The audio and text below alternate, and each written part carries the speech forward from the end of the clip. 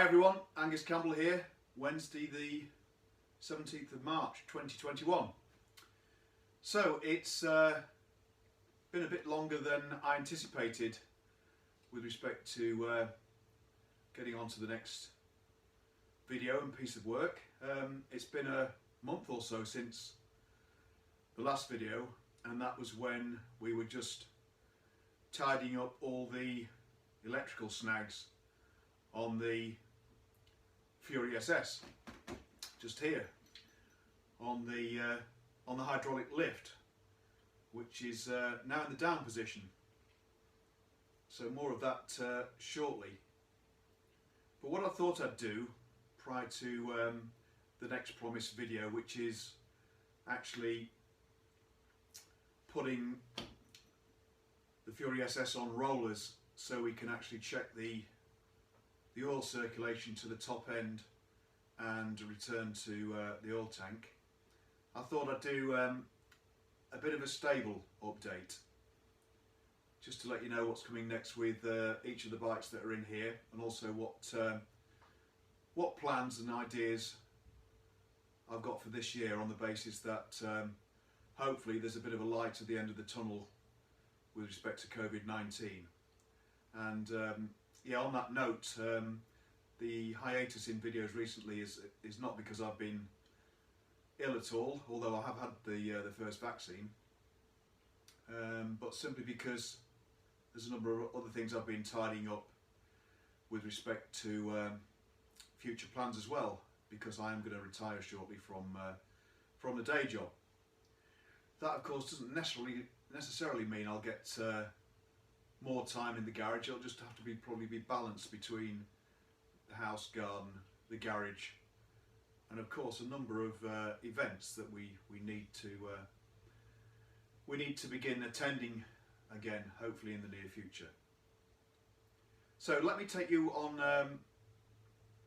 a tour around the garage, which I've done in the past, and use that, as I say, to provide an update, and then we'll end up with future plans.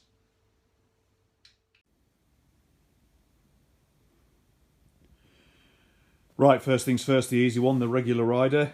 So the A70V Rocket 3, I'll continue to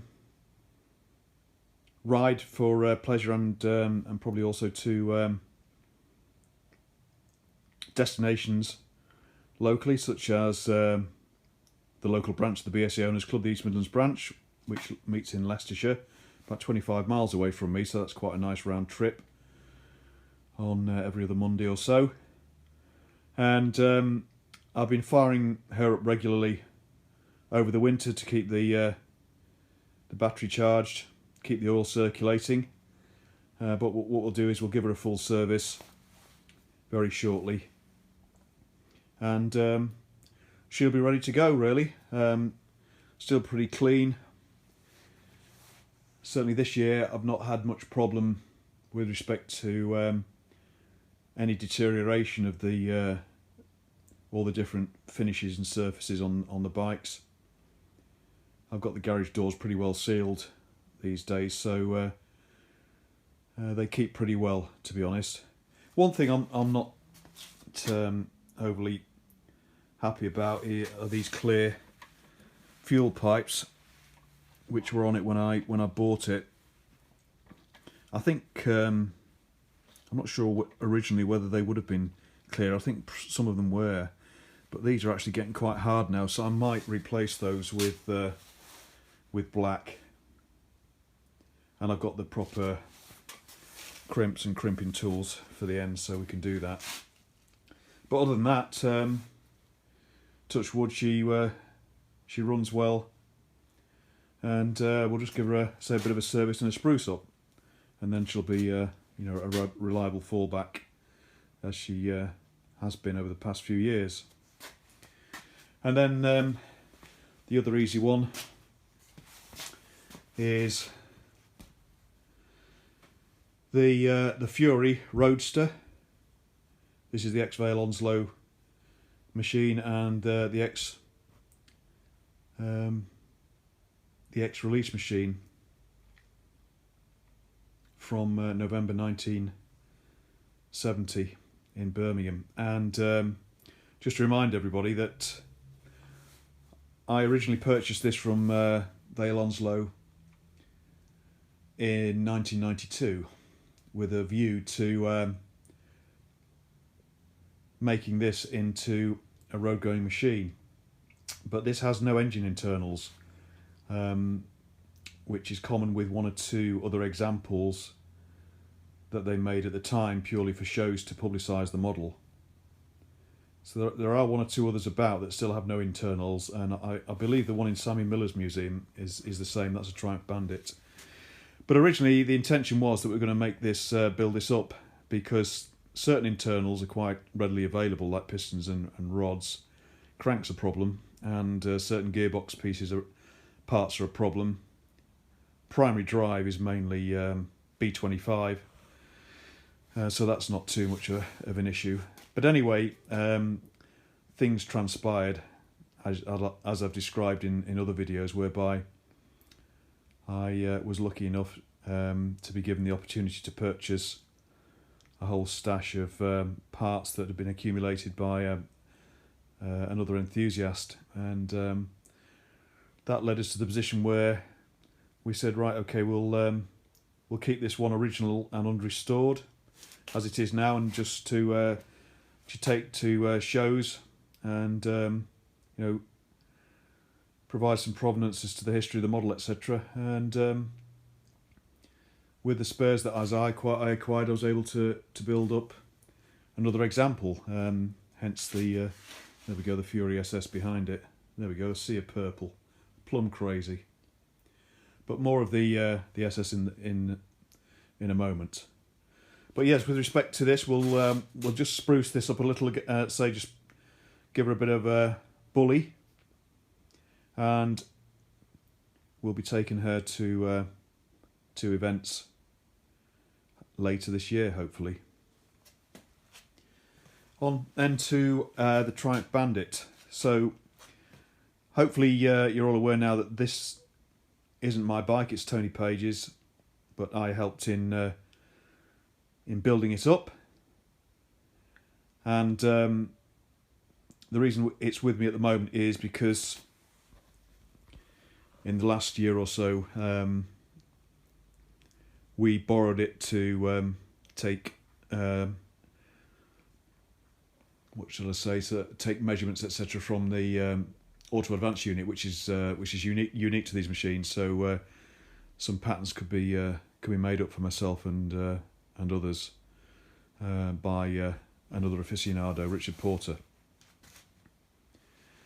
So and it's still here, but the plan for this is that, again, this will go to a show, and the one that we're lining up is the slightly later scheduled Stafford show, which is now in July, 10th and 11th of July, I think it is off the top of my head. So we're aiming to take all these there, and that's the first target. And once that's there, Tony Page himself might be joining us actually with his Fury. So we might have 4 Bandit stroke Fury examples on the stand, and then he'll probably, I would imagine, take this Bandit back home with him with his Fury once we've got the opportunity to meet up and pass it back safely. But anyway, this one is a runner, very much so, as you may have seen in previous videos. Again, it's held up pretty well, so just a bit of spit and polish, and probably put its oil back in the tank, because it does sump its oil, even though it's got a non-return valve in it, a bit like the Rocket 3. I can't stop that sumping its oil, even again that's got the non-return valve in it, but hey ho, it's a small price to pay to keep them in pretty good fettle anyway, just to drain the oil and put it back in the tank. Right, then on to the A70. So this needs some miles on it. That's how many we've managed so far. And that's because, again, some of you may be aware from other videos on this restoration that we've had a few problems with timing with points and also with cylinder head gaskets, but those are hopefully all behind us. It does run, but we still need to fine tune it a bit really, and the only way we're going to do that is to get a few miles on it, get it up to operating temperatures properly, and that's going to be definitely one of the focus areas of this year, and hopefully to get this ridden on the road pretty regularly and over to, again, events like the BSA owners, etc. And then finally, last but not least, the Fury SS. And in the last few weeks or so, when I've not posted a video, we haven't been slack, so things have been happening. So again, hopefully most of you are aware that the silencers that I made up were over at the Chromas. Well, they came back slightly earlier than anticipated, and there they are. So we'll be doing a bit of a feature on getting the exhaust on this machine. Now it's all complete and ready to fit. Again, we did a test fit of everything, obviously, before we sent to the Chromas. I wanted to slight amendments to make to the run of the pipes, but that was done. So that's good news. And you'll remember as well that in the last video on this, where we were doing the electrical snags, we didn't appear to have a battery that was man enough for the starter and solenoid. Now the battery we were using is this one, which is a standard one for a non-electric start version, equivalent to a Lucas PU-Z5A off the top of my head. And we needed something that was pretty substantial, and the battery model that they were intending to produce for the Fury, which is detailed in the specifications, you just can't get or find enough details to get an equivalent really. So what I've done is gone for one that will actually fit in the base of the in the battery tray, and with more than enough amp hours and cold cranking amps. And so we've got this one, which we've just purchased, and you can see the difference. But that does fit, and it doesn't give you actually cold cranking amps, but you can see what's this, 9 I think, 9 amp hours and 19. So funnily enough, this is one for a T160. So I believe the actual starter motor itself is the same one, i.e. the Lucas M3. But anyway, that's going to be more than man enough. So we'll be fitting that shortly, and we'll then determine if there's any other issues with that. As you know, we bench tested the starter motor after getting the right Bendix gears on it, and the only other consideration is whether I've got the solenoid wired the right way around. I think I have. But anyway, when we connected the smaller battery, we didn't get any sparks or blown fuses or etc. So I think we're going to be okay. So that's to come too. And then also in the meantime, I managed to find the current owner of the Smiths Cables brand name, who still manufactures Smiths cables using some of the original tooling. They're over in Canada, I think now, and it's vintage British cables. Yeah, in Canada, Alberta, Canada. And if you remember, I had some grey cables in stock, 5'6", but they're slightly too long, and in fact in the spec it should be 5'3" or 5'4". 5'3". And here we are. I just ordered brand new ones, grey, which they can still provide to the same standard. So of course I bought a couple. You can never have enough spares while you've got the opportunity to get it. So that is that cable is mounted, and what you have to do with the two cables, there we go, is the speedo is mounted on the right hand side, which is correct, but because everything's the wrong way round on the Fury, the speedo drive is on the left hand side, so that's why the cable has got to I can't show you very well because we're running over bikes. The cable's got to cross over at the top here, and both the cables then run down the left hand down tube, which looks a bit odd, but it's correct. So there's that side of it as well. So that's a quick update on that front. Just to reiterate then, hopefully events are going to start up later this year, and the big one and the target for all of this as a power set has always been the Stafford show, where I've had a stand book for over a year now, because we were intending to take them all in April in 2020. But I've still got the same stand. It's been held for July 10th and 11th, so fingers crossed, and hopefully I can meet up with, look forward to meeting up with some of you at Stafford if we're all well, and so fingers crossed.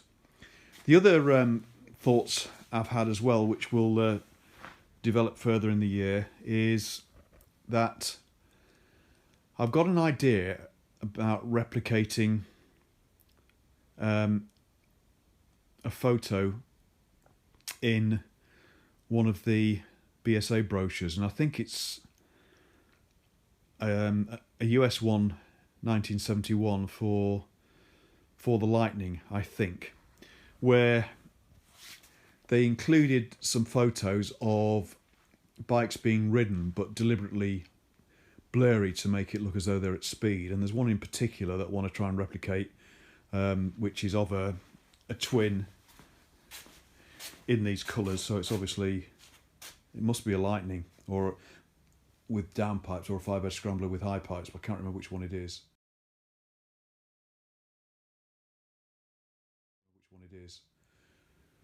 But anyway, it's in this colour, so an idea is to try and replicate that photo with this bike, which could be quite an interesting thing to do. And then the other thing is, obviously, we'll see if we can get this running for its first run.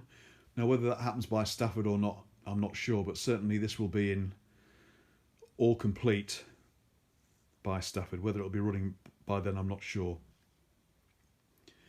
But then once we're getting close to completion on this, then we start thinking about the next projects. And one of the thoughts that I had was, I'm getting a bit tight on space in here, as you can see at the moment, but the Bandit might be going back to Tony Page's at some point this year. And I'd like to do, obviously, a single, a B50, preferably, or a B25. And one thought was whether anybody's has one that requires restoration, whereby I'd be quite happy to do all the work free of charge as part of a project that we could document. If a subscriber or an interested party would donate the bike and fund the cost of the parts, etc. But that's just an idea, so if anybody's got any thoughts on that, then just let me know. But certainly, yeah, beginning to think about what to do next. And I think one of the reasons that I haven't done much in the last month or so is maybe because having picked up the newly chromed silencers for the Fury SS, there's a sweeping realisation that we're getting to the end of that project, and these Furies have been a sort of 30-year mission, really.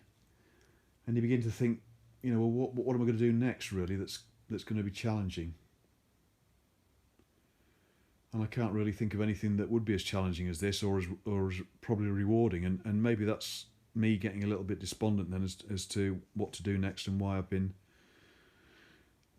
lacking a bit of motivation, really, I suppose. So that's a little bit worrying. But obviously, on top of that, you've got all the complications about the fact that life isn't normal at the moment. And I'm sure once I get out visiting friends and getting out on rides and going to national days and the usual events, hopefully that'll start springing up again as they did before, then I'm sure the interest will be back in sways. But certainly just getting back in the garage tonight just to do a bit of an update has got me thinking about right, let's get our act together and do the next promised video on the Fury SS, which we'll hopefully do in 2 or 3 days' time at the weekend. That might be a good plan. Right, I think that's it for now. So I think I've waffled on for long enough, 20 minutes or so, just in one clip. So that's more than enough. So other than that, it just leaves me to say I hope you're all safe and well. Let's hope we can continue to roll out the vaccines and take all the necessary precautions to knock COVID on the head and keep it under control, such that life can return to normal. And lastly, to say thanks to everybody for comments, interests and subscriptions. And I have still been getting the comments occasionally, so which is nice, and I always aim to try and reply. So keep them coming, and we'll try and keep this bit of community going. So thanks for watching this one, everyone. Hope that's a useful update where we are, what we're going to do, try and keep things moving. See the power set at Stafford, and there's plenty in preparation for that to ensure that hopefully everybody will get a good look at the bikes and also learn about a bit of the history of them as well. So back into the swing of it, and I'll see you all again soon. Thanks very much, everybody. Cheers. Bye-bye.